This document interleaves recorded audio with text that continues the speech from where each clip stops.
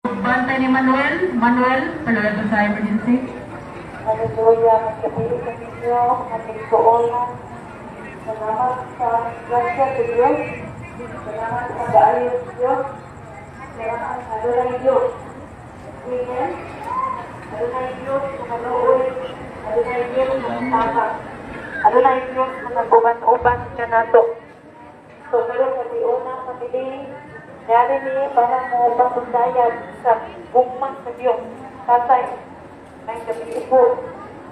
Nulang nagdala din yung amon si Panginoong si Jesus at siya maoy nalansak sa cross para ihatang ipagsaylot sa itong mga sala. Sa yung cross, mao ang nagbayad sa itong mga kalabasan. Quintano, what's ni Quintano? Wala ko na sa tao sa guard. O siya po, nagluwang nato. Hindi pa nagawa sa itong kaugalihan. Nagabilin siyang matinud-anon, nagabilin siyang maluluyon. Gamhanan, puno sa grasya o kanuoy.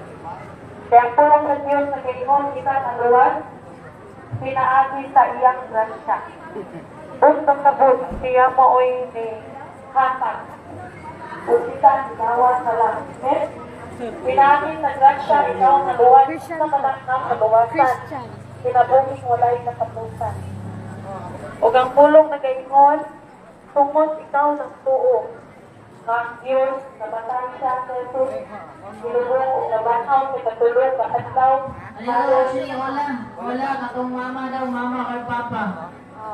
Harong Wala. sa pagpasaylo sa itong mga kalatasan. At ang pulong sa ingon, dili sa imong maayong buhat. Hallelujah. Kaya wala'y usan na itong maayong.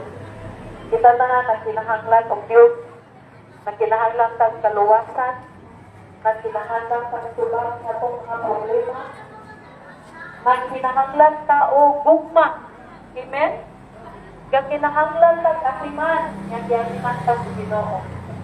Walang kaimong siya, ihatag ka na ako, ang imong mga kabalaka, ang imong mga kaligutrok, ihatag sa Ginoo may tuod. Ang imong kahadlok, ihatag sa Ginoo.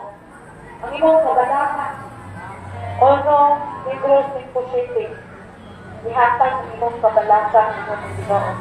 Kaya po, Diyos na nag-asiman, kaya silang asimanon sa Ginoo. Amen?